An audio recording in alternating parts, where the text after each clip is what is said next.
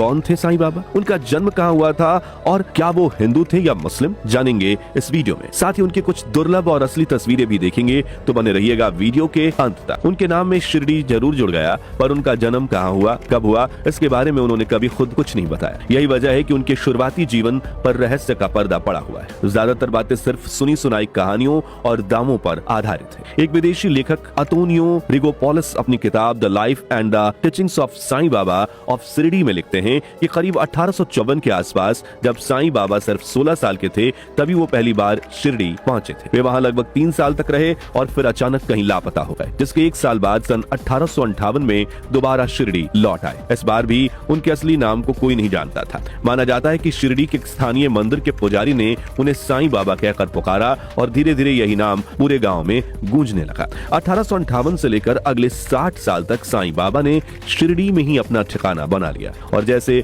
अक्सर संत फकीरों के साथ होता है, वैसे उनके चमत्कारों की कहानियां गांव-गांव, शहर-शहर फैलने लगी। धीरे धीरे यह खबर दूर दराज तक पहुंची कि शिरडी में एक ऐसे बाबा रहते हैं जो करिश्मे कर सकते हैं और फिर लोग हर दिशा से उनके दर्शन करने उमड़ने लगे। साईं बाबा का जीवन जितना सरल था, उतनी ही रहस्यमय भी। आज तक किसी को पूरी सच्चाई नहीं पता कि उनका जन्म कहां और किस परिवार में हुआ था और आए दिन ये सवाल उठते रहते हैं कि साईं बाबा हिंदू थे या मुस्लिम। शिरडी में जब लोग उनसे उनके जन्म की बात करते या जाति पूछते तो अक्सर मुस्कुराकर टाल देते और सिर्फ इतना कहते, अल्लाह मालिक है। वहीं कभी कभी किसी हिंदू भक्त के सवाल पर वे वेद पुराणों की बात करने लगते, यानी वे दोनों धर्मों की बातें इतनी सहजता से करते थे कि लोगों को समझ में ही नहीं आता कि आखिर बाबा हिंदू थे या मुस्लिम। लेकिन उनके जीवन के बारे में 2 ऐसी किताबें हैं जो हमें उनके इतिहास यानी जन्म और शुरुआती जीवन के बारे में कुछ जानकारियां देती हैं। इनमें पहली किताब है श्री साईं सच्चरित्र, जिसे लिखा था लेखक हेमंत पंत ने, और दूसरी है लाइफ ऑफ साईं बाबा, जिसे श्री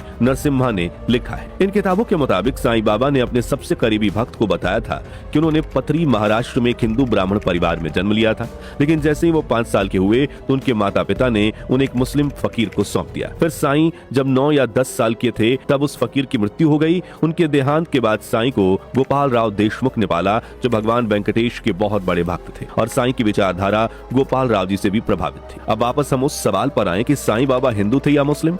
तो अब हमारे सामने जितने भी फैक्ट्स आए हैं उन्हें हम सिक्के के 2 पहलू की तरह देखेंगे और परखेंगे। सबसे पहले हम इन किताबों की बातों को सच माने तो साईं बाबा उस हिसाब से तो हिंदू हैं, क्योंकि उनका जन्म हिंदू परिवार में हुआ था। फिर भले ही उनकी परवरिश हिंदू और मुस्लिम दोनों धर्मों में हुई हो, शायद इसी वजह से उन्होंने शिरडी के जिस पुरानी मस्जिद में निवास किया था उसका नाम द्वारका मई रखा था और हिंदुओं के लिए वे भगवान के अवतार जैसे थे, क्योंकि वे मंदिर में दीप जलाते, राम हनुमान की पूजा करते और भक्तों को सत्संग की शिक्षा देते। अब इस सिक्के के दूसरे पहलू को देखें तो मुसलमानों के लिए साईं बाबा एक फकीर और सूफी संत थे, क्योंकि वे मस्जिद में रहते थे, कभी कभी नमाज अदा करते थे और कुरान की आयतें भी सुनाते थे। वहीं साईं बाबा के जीवन पर रिसर्च करने वाले राजा कलंदर कहते हैं कि साईं बाबा की आत्मकथाएं ज्यादातर भक्त लोगों ने ही लिखी हैं। इतिहासकार जब इतिहास की किसी घटना के बारे में लिखते हैं तो इसका सबूत देते हैं। आत्मकथा लिखने वाले लोग केवल उस वक्त की कहानी लिखते हैं। उनका उद्देश्य गलत नहीं होता, लेकिन इसमें प्रमाण के होने की अहमियत को इतना अहम नहीं माना जाता। ऐसे में अगर उन किताबों के अलावा तथ्यों को देखें तो साईं बाबा मुस्लिम टोपी और सूफी कपड़े पहनते थे और मस्जिद में रहते थे। ऐसे में वे मुसलमान भी हो सकते हैं। लेकिन अगर हम गौर से देखें तो बुनियादी तौर पर साईं बाबा का धर्म पूछने वाला सवाल ही गलत है, क्योंकि साईं बाबा ने खुद कभी अपना धर्म ही नहीं बताया। वे हमेशा यही कहते रहे, सबका मालिक एक है। उनके लिए मंदिर और मस्जिद में कोई फर्क नहीं था। यही वजह है कि साईं बाबा को हम किसी एक धर्म की सीमाओं में नहीं बांध सकते। वे तो खुद इंसानियत की मिसाल थे, जो अपने पहनावे, सीख और व्यवहार से भारत की उस विविध संस्कृति का प्रतीक बन गए जहां अलग अलग धर्म मिलकर एक खूबसूरत एकता का निर्माण करते हैं। इसी को हम कहते हैं विविधता में एकता। खैर, इस बारे में आपकी राय क्या है, कमेंट्स में बताइए।